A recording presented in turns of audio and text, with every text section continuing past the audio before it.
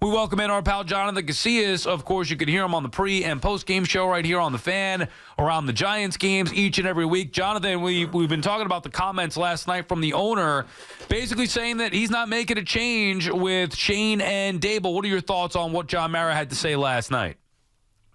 I think it's good. It's a boost of confidence to the guys that he still believes in them. You know, I don't know if he truly believes that. I hope he does. But time will tell.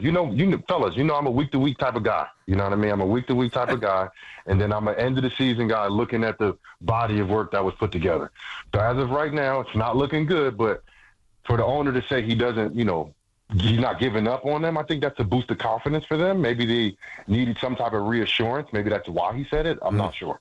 Yeah, I don't think it's bad for the building, and I think he means it, but to what extent, I'm not sure here, Jonathan, because I think the wording is very interesting. He said, quote, I'm not going to make any changes this season, meaning in season, which is smart. You need a little more stability. Then he says, and I don't anticipate making any in the offseason. So, obviously, if things go real messy, which they could, the word anticipate kind of gets him off the hook there. Listen, he's hell-bent on changing this circus, the hirings, the firings, the constant cycle of change. But I think you hit something really important. I think he wants these two men to be the answers. I don't know if he's fully convinced that they are, myself.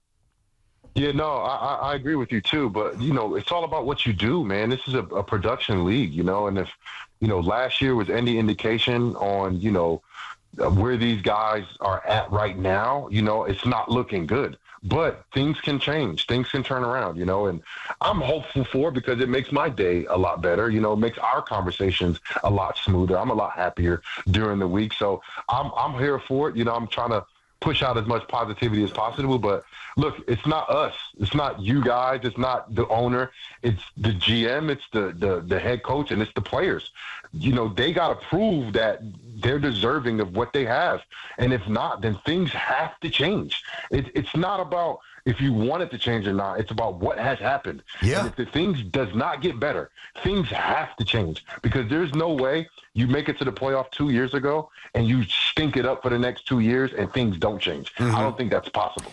I agree. Again, we're talking Jonathan Casillas, of course, every week, BT and Sound on the Fan. He's been great. It's awesome to get to know him, and he is outstanding. And listen, you guys hear him. I don't have to tell you how good he is. He's really good. I listened to a lot of the game on Sunday. My daughter had a soccer game, and Carl during the game was very raw. So was Bob, in a good way. I thought you guys did a great job post-game. Now, to me, when the owner wants to offer a stamp of support, again, I'm all for it, but following a game as ugly and as weak as that, you got guys checking out of tackles, Jonathan. Yeah, I was bad. I was as bad as it gets. So what I would have done if I owned the Giants, I wouldn't have necessarily done it the way he did it. I would have told him behind closed doors, hey, listen, if I see this again, you're both gone because the Giants quit this past weekend. Yeah, man, that was rough. I didn't even see the Banks play until I start watching film the next day. And they told me about it, then I watched it. And I was like, wow, that's really bad. And look, he's a young guy, and Banks, I think he has some talent. I think he's underachieved. But look, you can't – there's no coaching for that. There's no skill level that's required for you to give effort. And that play right there, yeah, Jalen Hurts, he's a big quarterback, right? Mm-hmm. But it's your job to get that guy down. It's your job to make that tackle. And this is what I'm seeing, and I talked about in the postgame with Bob Pop about this. It's like some guys are doing their job. Of course, that play, Banks didn't do his job. But you're not seeing guys do their job and more, which you see from other teams, like what you saw from Saquon Barkley, what he gave, right? Listen, Saquon Barkley, I don't think he's known for being a very physical runner. I think he's physical because he's big, but he's not a lower your shoulder into a guy's chest type of guy. But he did on Sunday. That first screen pass he got, or that first pass that he got, it was a check down actually. Yep. On third down, when it was 3rd and 14, it was nothing for the Eagles. He stuck his shoulder right on Dane Belton's shoulder, and he ran through him. And I was like, see, this is what I'm talking about. He's not only running hard, he's running harder than hard. Like he has a mental, and he talked about it's not a revenge game. So what was that then, Saquon? If it's not a revenge game, then what was that? You know it was. He was just saying the right thing because he's a class act. Right. He's playing with a different type of And of course, it's against his older team. Okay, cool. But he did it. And you know what? Other guys do that for that team. That's what you saw from the Philadelphia Eagles. That's why, look, the Eagles didn't have to pass the ball because they were physically dominating the game. The Giants sacked them 5 times out of 19 dropbacks. That is awesome. But when you give up over 200 yards rushing, 176 yards to Saquon Barkley, you don't have to pass the ball. All of the pass rushing statistics that the Giants are showing, they're first in the league in sacks. What does that actually mean when you're 2-5 and you lost all of your games at home? It doesn't really mean anything. Those are just numbers. You're getting physically beat up the ball. You can't run the ball. Guys, they only had 19 yards. They averaged 2.2 yards per play. That is disgusting. It's gross. I was so pissed off by that. They got physically dominated. Yeah, they did. And look, Dexter Lawrence is amazing. And if you watch him on film, he's still amazing. He's splitting double teams, getting tackles. He's doing everything. He's dominating. He's dominating every team he plays. He's leading the league in sacks. Take Dexter Lawrence away. What is the defense? And that's the scary part about it, guys. I'm most scared about that. How would you, Jonathan, police what you saw from Deonte Banks? How would I police it? I would bench him. I would bench him because you can't tolerate that. Well, even you from a player's perspective as well. Forget about even what Dable should do, but if you're a player, you're a captain, you're a defensive guy, you see that, what are you doing? Okay, cool. I'll give you an example because it happens, right? Eli Apple, remember? Oh, yeah. I know you guys remember Eli Apple.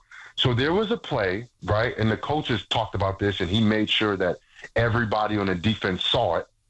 And they put it up on the big screen so the defensive guys saw it, and everybody was getting in. It was basically a play on special teams where he was the jammer going against the gunner. Fellas, he let the gunner go, and he blew up our returner.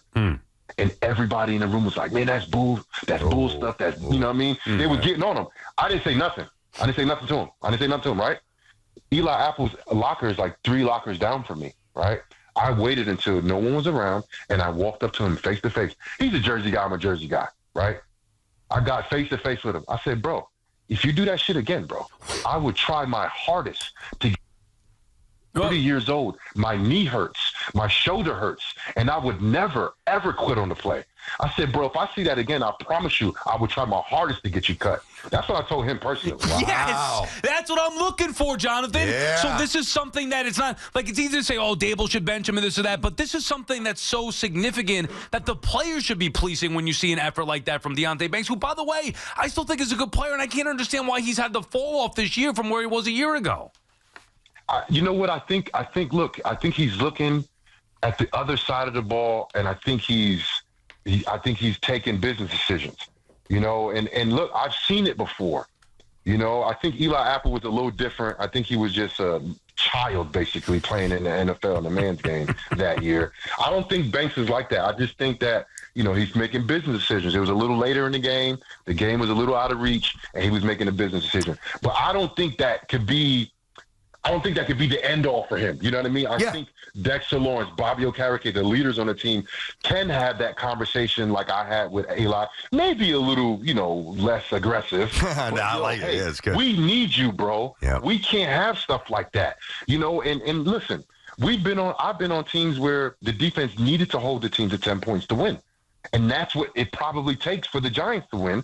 And I told guys that the defense is good enough to do things like that if they don't give up on plays. Yeah. You know, if they don't make mental errors. They're good enough to beat a team that has a good offense. We've seen it from the Bengals. We've seen them go up to Seattle and play well. We've seen it from the defense, but they even have to take it up to another level, and hopefully it can carry over to the offense. So that's former Giant Jonathan Casillas, of course, part of the Giants broadcast team, former captain, played for the Giants. BT and Sal's been with us every week here on the season. You wonder why he fits in so well. That last answer, yo. That's awesome. The You do that bleep again. The difference is he actually had the muscle to back it up. You know?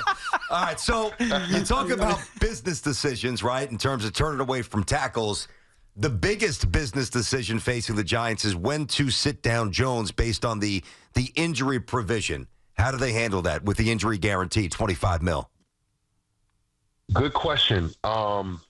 This week is rough, man. They're going to go up to Pittsburgh, who, the last 2 weeks they scored over 30 points. They scored 31 against your Jets, Tierney, 31 points in a row. Yeah. It was a close game early. And it just took over. Close. When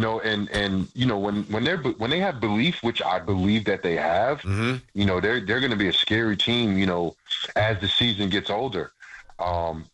This week, man, if TJ Watt is unblockable, which at times in his career he has been, I think you got to look to consider not getting him hurt. And I think that's just for the longevity of your season. And then also business-wise.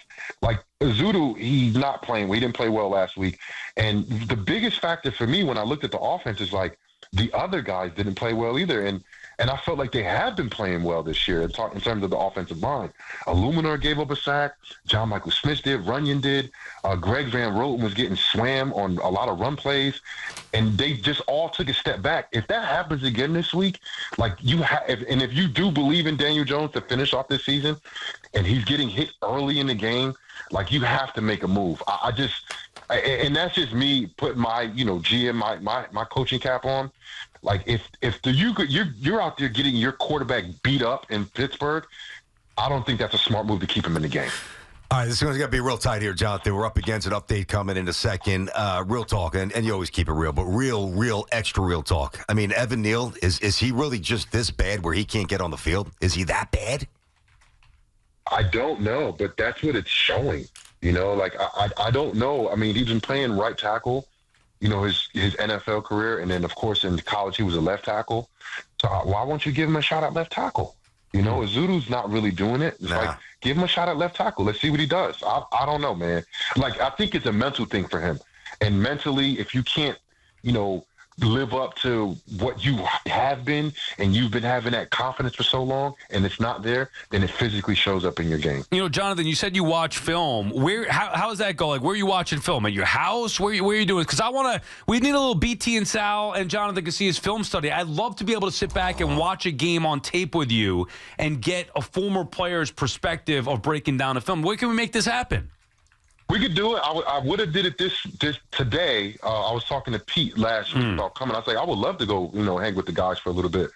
But we can figure it out. One of these Thursdays when, I'm supposed to call in, I'll come into the studio early. I'll stay later, whatever the case is. I just had a couple things to do today. Okay, we want to come to your crib is what we're saying. My iPad. Look, I'm at my iPad, guys. Oh, okay. NFL replays, NFL Plus, bro. All right. I'm thinking a little film study. But either way, I would like to do that. Sit down. And we got two things we got to do. We want a little film study. We can get you in studio to do it or whatever you want to hang. And then we got to go to Rails. A little steakage. Yeah, Frank wants to have us at Rails. You been to Rails, Jonathan? No, sounds like how have you not been there? Is it it's in Jersey. He's a big Giant fan. He's like, I love BT and Casillas. You got to come in. So we got to set that up maybe after the season. But we got those things on the docket, Jonathan. So put that on your calendar, all right? I like it, man. We'll get up. I'll talk to Pete about it. We'll schedule something in the near future. All right, fellas? Thank you, Jonathan. Good luck to the Giants on Monday. We'll be listening to you. There he is, Jonathan Casillas. Of course, pre and post does a great job. I love that answer. I love that guy. Yeah, he's tremendous. Good to us. He's tremendous. A lot of people say, "Oh yeah, we'll get together." Yeah, he actually means it. Like, there's no doubt we're going to get together. Well, don't you think it would be fun? Because he's saying I watched this film. Okay, cool. Like, and we've seen, like, you could see the All-22 and break it down, but to watch it with him, we'll learn from that. A couple of bottles of wine, maybe a little. Do it the right way. Mm-hmm.